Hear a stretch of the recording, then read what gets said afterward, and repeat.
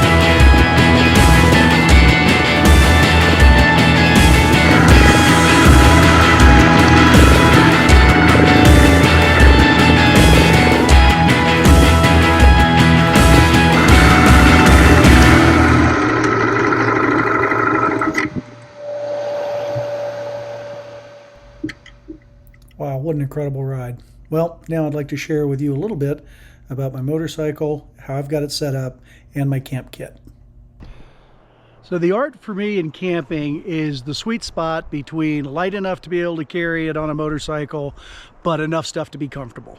I have a great deal of respect for the minimalists who wrap up in a piece of tinfoil and sleep on the ground, and you know, the folks that do the Continental Divide and these on bicycle and hiking and all that. But I'm a little long in the tooth for that now, so I try and get as much comfort as I can in my camping setup without sacrificing too much weight or with the bike or what I can haul. So that's kind of the logic behind what I do. Some of the stuff you can see now fully loaded here. This is my kit. This first aid kit is absolutely phenomenal. This is from Survivorware. Again, I'm not sponsored by them, but I am an ambassador. As a first responder, I think these bags are absolutely great because you can open it up and everything is in there and marked and what you use it for and kind of the order it's supposed to be used in. So I really like that bag. Plus they've developed just a multitude of ways to mount it, and as you can see, I just mounted it on the Molly webbing from the Moscow Moto bag, so it's generally out of my way, but readily accessible if I need it. Speaking of the Moscow Moto, the other thing I like is they've got these external little flaps here, and within that you can carry, you know, things like I always carry a little hammer and stake puller for when I'm setting up camp. I carry my dry food in this bag. Moscow Moto, I think, developed this to hold the fatty tool roll, but it's a great place to kind of store your dry food provisions, so that goes there. I have a little table here, which again, a table is a luxury item admittedly, but I like having a table. I carry ice water here, and I can carry an extra fuel bottle if I need one, depending on the trip and what I'm doing from there. And then I also have a chair. I know, absolute sacrilege for some people, but for me, I think a chair after a long day in the saddle is key. And I know a lot of the really good riders don't need one; they lay against a stump or whatever. But for me, I've got to have chairs. All right, let's get unpacked. This is my bike. It's a 2018 KTM 690 Enduro R. I had a GS 1200 before this, and I've had a DRZ 400. Both are amazing bikes, but I really wanted something that was light enough to kind of go off-road, but heavy enough to hit the highways if I had to. And I think the 690 or the 701 Enduro from Husqvarna is kind of about as close to that sweet spot as you can get for me. So a few things I've done to the bike since I've gotten it. I'm on its second set of tires now. I put the TKC 80s on it because I was looking for something that was a little more road friendly. The knobbies are a little rounded in the back, and it tends to be a little less sketchy at highway speeds. So so far I'm pretty happy with them, but I will say that they're not as good in sand and mud and that kind of thing. I have replaced the front headlight with a Baja Designs light, which made a huge difference. I also added just some fog lights that I found on Amazon. I think they were like 40 bucks. And then just wired them in separately from the battery to a switch on the handlebar. I have the Raid Garage air filter system that I put in underneath. One, it opened up and gave me a little more air. It makes a great sound too without even changing the pipe. But I got the version with the storage under the seat, and I use that to carry my Moscow Moto fatty tool roll under there. So it's a great way to carry tools without losing space anywhere else. So I'm really happy with that. Speaking of Moscow Moto, as you can see, I'm a big fan. I am not sponsored by anybody I'm talking about here today, but I really like Moscow Moto's products. They are quality made and have served me well. So for protection, I added the Outback Mototrek bash bars on here, and then the AXX skid plate, and I think that's all I've done. I originally had the Enduro pegs from KTM, but I found these pegs from Germany, and they lowered the peg height down about 1.5 inches. So for me, as I'm getting older and my knees aren't quite as flexible as they used to be, having a little less room to flex my knees is great when I need to stand up quickly. So that's been a improvement I'm happy with. Let's see, I think, oh yeah, I've got the KTM steering stabilizer on here, and then just some electronic doodads. I've got the controller for my drone, external GPS, remote for the GoPro camera, and another camera up here. So oh, Seat Concept seat, love this thing. if you spend 20 minutes on the stock seat, you will start looking for one of these. So, but even with this, I mean, it's still very much a dirt bike. I tend to take a break about every hour, hour and a half, just to get some rest. On the back end, I have a Tusk, which you can see once I get the bags off the Tusk pannier carrier. And then I mounted the Moscow Moto bags on here. And you can see, I mean, geometrically, I think it works pretty well. And then I've got a Tusk top plate, I'm sorry, on the back here to carry a duffel bag or whatever I need from there. So this is plenty of equipment for me to do 1, 2, even multiple nights off-road. Obviously, I'd have to resupply food and water, but camping gear and enough to be comfortable is all on here. And I'll share some of that with you as we get camp set up. I did do the mirrors, the Ram, shoot, I can't think of the name of them, but you know them. And those have been good as well. And I got the KTM wrapped hand guards here. I broke the stock ones when the bike fell over on me. Oh, and then I just carry a spare tube and a tube changing kit on the front there. So I've got a giant loop rescue in case I ever get stuck. People can help yank me out, or I can yank my bike out.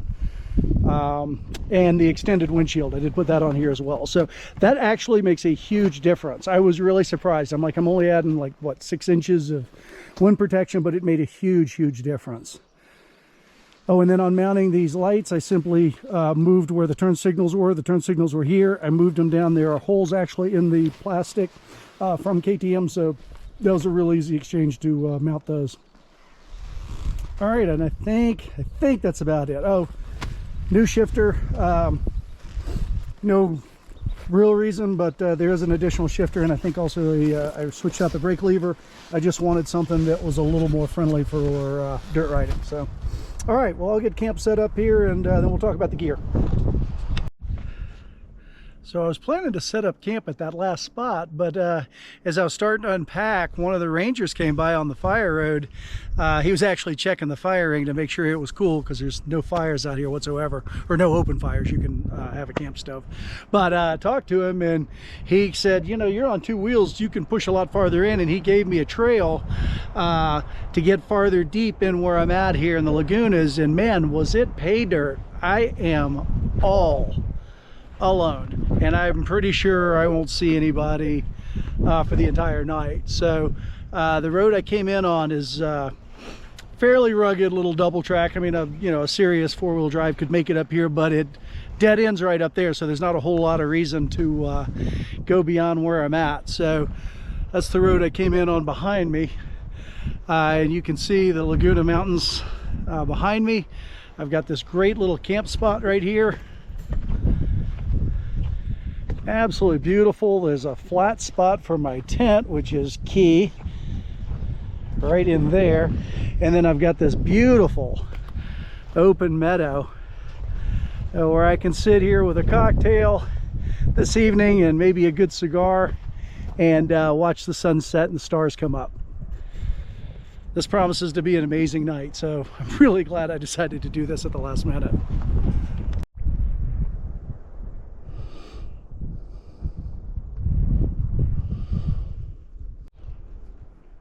All right, so a little bit about how I pack my gear for this. As I said, the Moscow Moto is great because it's got these little side pockets for things such as that, or even the GoPro selfie stick.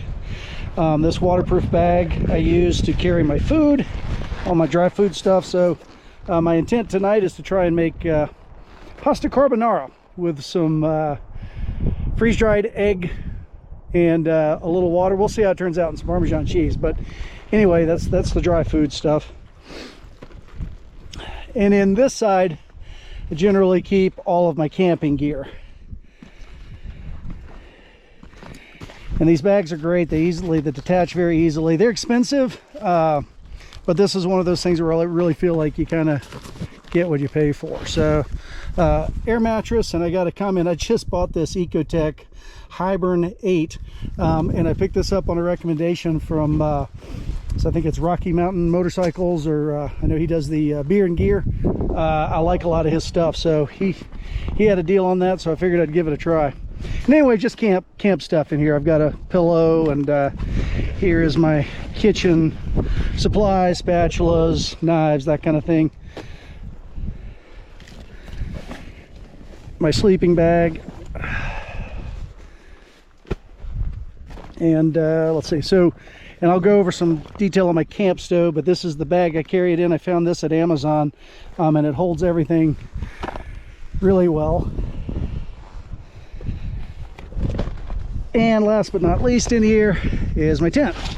And I carry a one-person copper spur HVUL1 bike pack. And what I love about this is look how short the stakes are. There's virtually no other tent on the market where you've stakes will, or I'm sorry, your poles, not your stakes, your poles. Your poles will break down this small. So it's really, really compact. It's got kind of a molly webbing setup on it. I've hooked it up to the outside of my bag before, but I just love this little thing. And this is also a side opening. It has a single door on the side. I originally had another model of Big Agnes, and it was a front opening, and crawling in and out of that in the middle of the night was kind of problematic. I definitely learned I prefer the side opening tent. All right, so in this duffel bag, this is pretty much where I kind of keep my clothes and my personal items, my ditty bag, my clothes. Of course, I'm up here in the mountains a little bit. I've got some altitude compared to where I live at sea level, so brought an extra jacket, a sweatshirt kind of stuff just to keep me warm if it gets real cold. But very simple. This is an Ortlieb waterproof Rack Pack 31, and it fits on the back of that tusk beautifully. I use the Moscow Moto web straps that cinch in there on either side, so I'm not constantly having to reinvent my rigging system. I just put the bag on, snap it down, and cinch it, and I'm good to go. So that works pretty well.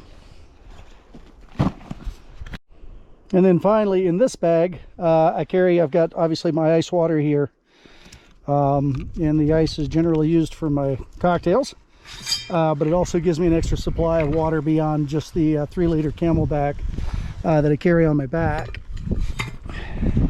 And then the rest of the stuff in here is generally camera equipment. I've got my drone in here, the case for the GoPros, and then you guys can laugh at this, but I picked one of these little guys up, and I usually just carry it in this bag because sometimes when I park this bike in soft dirt, it tends to sink in the dirt and you can't find a rock, and I've dropped the bike on more than once doing that, especially at night when you're coming into a campsite. So I have this, and I can throw it under the kickstand I ever needed. It's totally lightweight. Takes up a little bit of room, but again, one of those things that I'd rather have it and not need it than need it and not have it.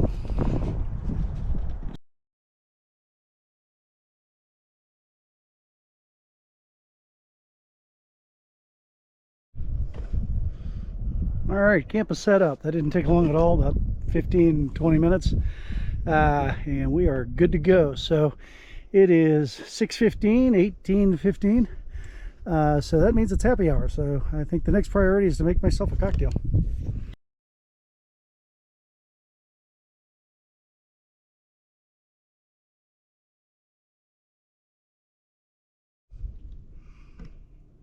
All right, so I'm going to admit right up front, this is somewhat of a gimmick, but I was intrigued and I'm going to try it. So my attempt tonight is to make an old-fashioned with a kit that I found. I think this was also on the internet, but it comes with a sugar cube and some bitters all wrapped up in a little kit.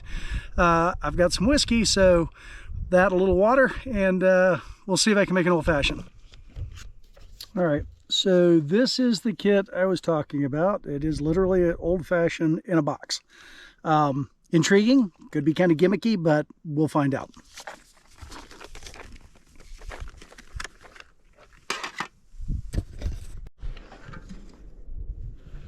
All right, so when you open the kit,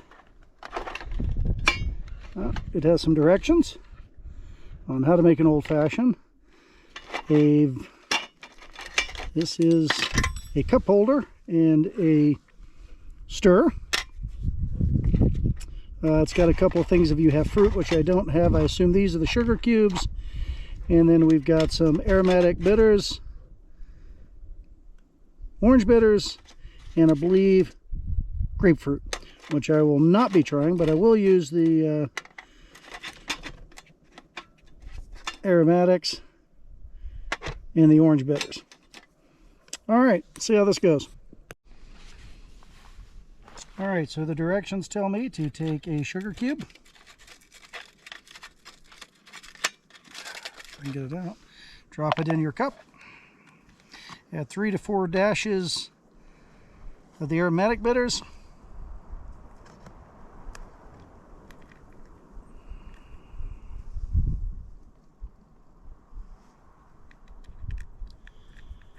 And 3 or 4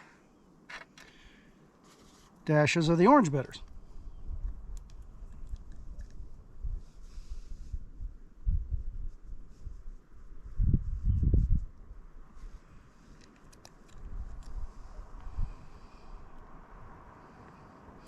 All right, using the muddler, crush the sugar until mostly dissolved. That might take a bit of time. I'll add a touch of water to speed that up a little bit. All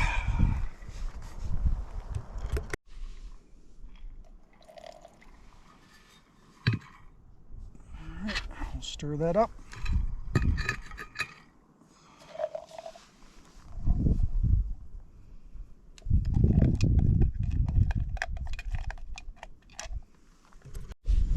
All right, that only took about 30 seconds worth of stirring, and I believe we add some ice cubes and some whiskey and we're done. Double check. Yeah, that's pretty much it. All right, so I still have ice in my thermos here. I will pull some out.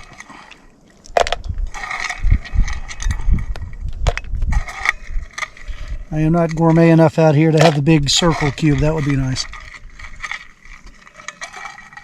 All right, I think that's probably good.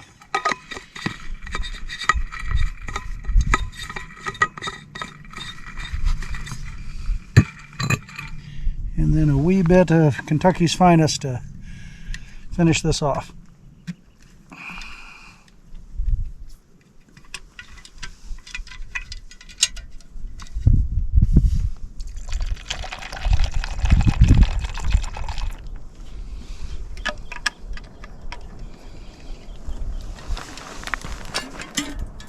Give that a quick stir.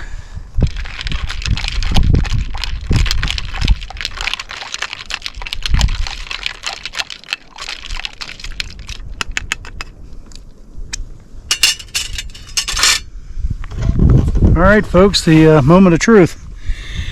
An old-fashioned in the middle of nowhere. Cheers, everybody.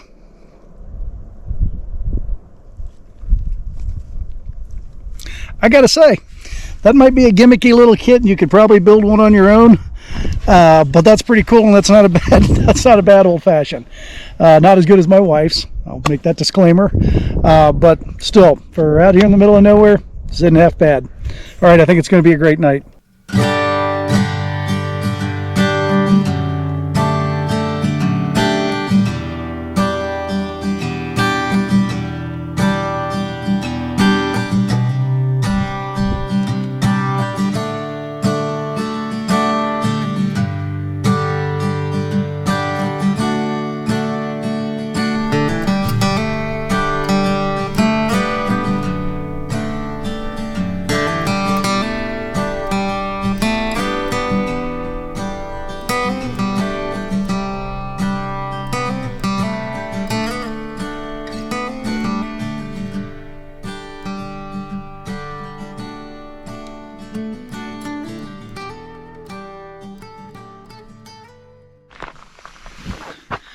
All right, well, I certainly enjoyed watching the sun settle into the sky. I actually had a hummingbird that flew into camp. It was kind of hovering around my motorcycle and then literally came right over by my face. I'm wondering if it was the sugar cube that maybe was attracting him. But anyway, this is just absolutely magic spot and I'm having a great time. So the next step is to try and make Backcountry Carbonara. I need to give credit to the creators of this. Backcountry Carbonara is from a group called Fresh Off the Grid, and they have this recipe. You can find them on the internet. So I'm going to give it a try. I tried it once at home. It was pretty easy to make, but obviously I'm a lot more austere conditions now. But it should be pretty good. So again, if you like this, you can find it on Fresh Off the Grid at freshoffthegrid.com. Backcountry Carbonara. So pretty simple. We'll kind of put it together. There's some angel hair pasta, a little salt, some olive oil, the Ova Easy Eggs, which I have here. I've got my pasta, a half teaspoon of peppers. Now it calls for bacon jerky, but in a pinch, I'm going to reach out here and use a little Spam. But I will fry it up first so it gets a little crispy. I think that might be a good substitute because I couldn't find bacon jerky. So anyway, stay with me and we'll keep going. All right, so the stove I'll be cooking on tonight is an Optimus. I like this stove because one, it has two full pots, one for boiling and another you can use as a skillet, which like tonight I will fry up the Spam inside this. Or even like if you needed to make an egg or scrambled eggs or something, you can use it. The burner is very small. It holds a larger size of the butane bottle, which I like, and they have an accessory for a windscreen. So like tonight the wind's blowing pretty good. This windscreen ought to keep the fire from blowing out as we go. So pretty nice combination. I haven't used it a lot. I was originally a Whisper Light guy. I used a Whisper Light for years. And then moved over to the Jetboil, and now I'm giving this a shot. So we'll see how it goes. The the actual burner part of this is kind of neat. It fits in this little neoprene sleeve. Very compact, not much to it. It goes 90 degrees, locks into place, handle folds out, and the arms fold out. And you've got, generally, you know, you're kind of your one burner stove, but I like the way it folds over and it's compact. So I attached the wind burner to this, and you can kind of see it fits literally right around the lip of the butane bottle, and the stove is in place, and now you've got kind of 180 degree wind protection, and you can still start and stop the stove. So again, the wind's blowing pretty good right now. We'll see how this works. The first step in my Backcountry Carbonara is to chop up the Spam, which I will place on my cutting board here. And then I'll fry that up, and then we'll begin cooking the noodles from there. And I also have some fresh Parmesan. Apparently when you take it this way, it doesn't need to be refrigerated, but I brought a little grater, so I will shred the cheese that I need. I think it's 2 tablespoons. I'll double check the recipe. I've got some olive oil, some salt and pepper, and of course the eggs, the Ova Easy powdered eggs, and some pasta noodles that I cut in half just to make it easier to cook. All right, so here's another piece of gear that admittedly may be a little trendy, but it's from cutlery.com. Proudly carrying my own cutlery, and basically it's a small kit, almost the size of that little old-fashioned kit, and you put together your own knife, fork, and spoon with it. It's got screw-in handles for each. I kind of like this. I'm not a sport guy. I've tried it. They never work real well for me because every time I need one, or I'm always using one when I need the other. So, so this has the fork, the spoon, and a covered knife blade with a little kind of neoprene sleeve on it. So you've got a full set of cutlery that's full size, but it breaks down, and it breaks down into this tiny little kit. So this seems pretty cool. So one more other cool little part of this kit, it actually comes with chopstick handles too. So you can take the existing handles, and if you don't want to use a knife, fork, and a spoon, you can throw chopsticks on there and have a couple of chopsticks set up. So that's kind of neat as well. So very simple, just screws together here. There's one end that's enclosed, so that's obviously the end. It screws together, and just like that, you've got a full set of cutlery, full size, without any of the room, knife, fork, and spoon, and it fits into a box that small. So pretty neat. All right, let's chop up that Spam and get ready for some carbonara. All right, so I've chopped all the Spam into like cubes. And I know if you hate Spam, I really apologize. I know some people can't stand it, but I kind of like it. Anyway, put that in the little skillet here, and we'll fry that up.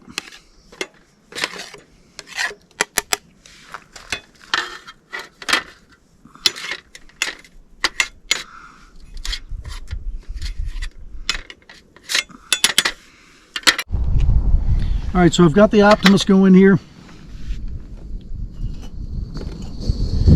And we're going to take our Spam, start frying it up.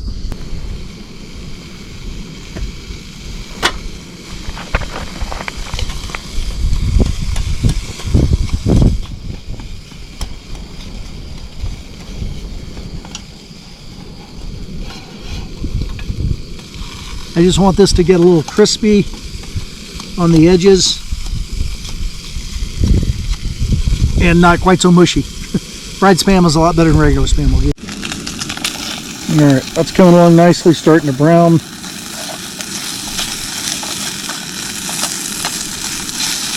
Smells amazing. And I am witnessing absolutely a breathtaking sunset.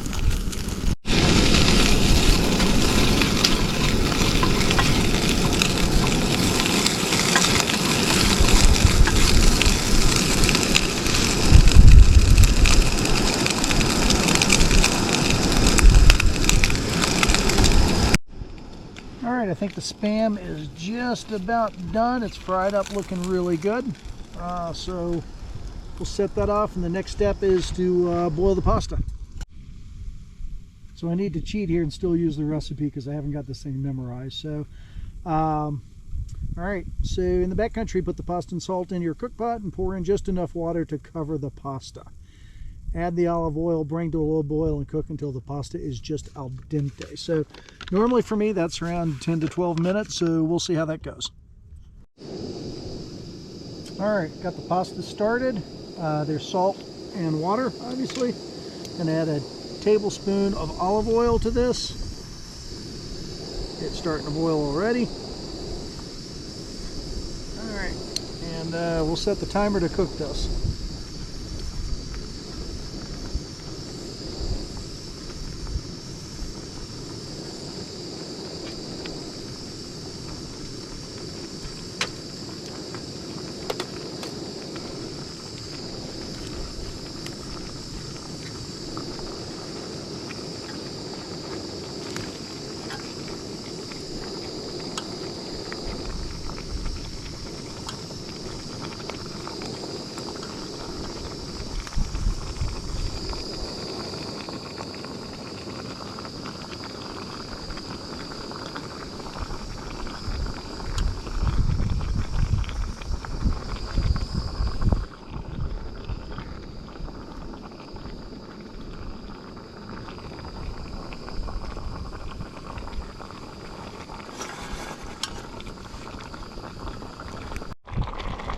Alright, so the pasta's boiling now.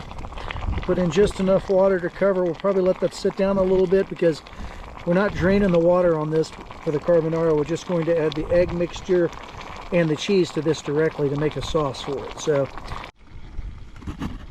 alright, it's been about 7 minutes on the pasta. It's definitely getting close, and the water's boiling down a little bit. A couple of more minutes, and I think we're ready to start adding the other ingredients.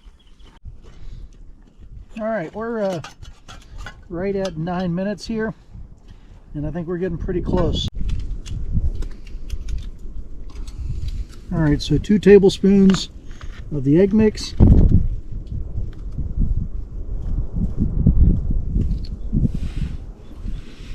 Alright. And then 2 tablespoons of Parmesan cheese, which I'm going to have to just kind of guess at because I've got a block of cheese here. It's getting a little chilly as the sun's starting to go down.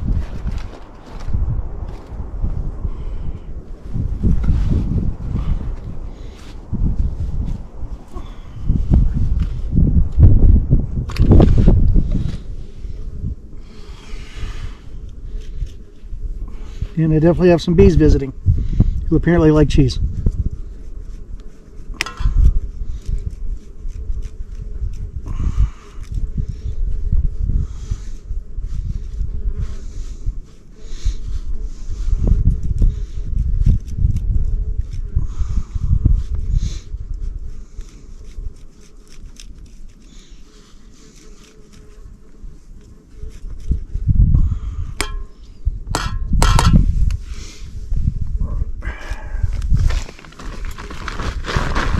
Alright, we'll add our Spam to this.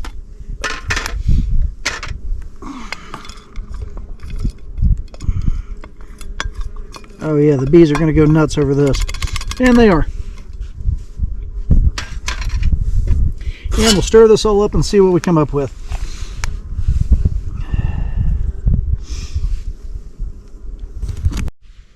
Alright, so carbonara is now prepared. I'm going to add a little pepper to it and see how this tastes. So it looks good and it smells great. Alright, so the pepper has been added. Carbonara is ready.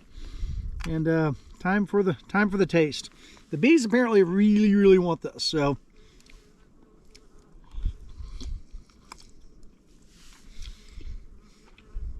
gotta say, that's pretty good. The garlic, olive oil, the pepper, Parmesan cheese, and bees. This is the reality of camping, right?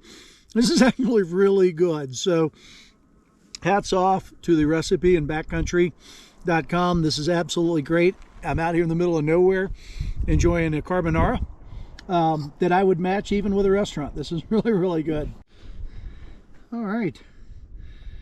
Dinner is done. That carbonara was actually amazing. It was really good. So freshoffthegrid.com.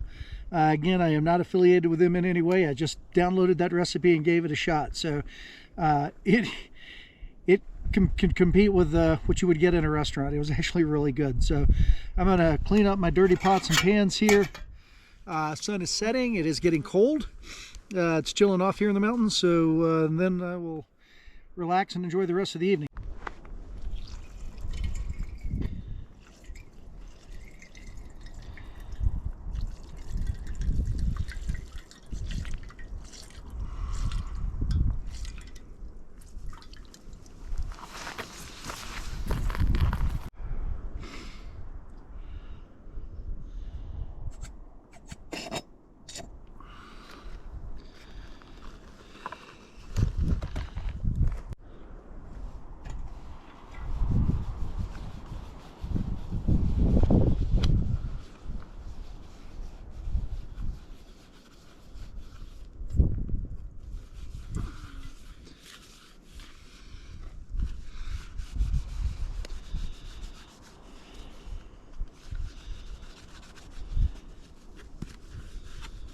Well, dinner was actually amazing. It's really great. It's definitely getting dark now, and of course I cannot have a fire here tonight, so this will be a little cool. The wind is blowing pretty good. I'm hoping it dies down later, or I might be turning in early, but nonetheless, absolutely breathtaking evening. Everything is cleaned up. The kitchen is squared away and ready for breakfast tomorrow. And sun is setting.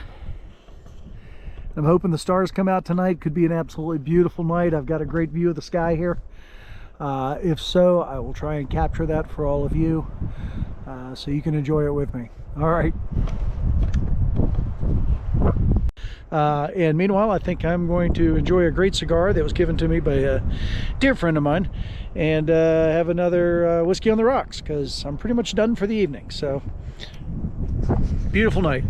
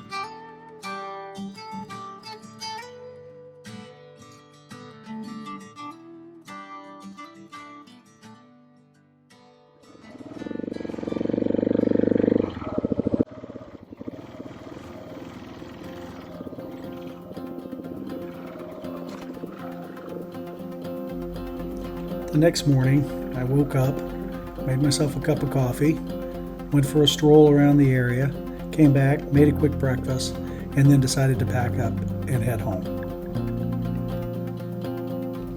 The whole experience was absolutely incredible, and I will remember this for a very long time. It's an absolutely incredible trip.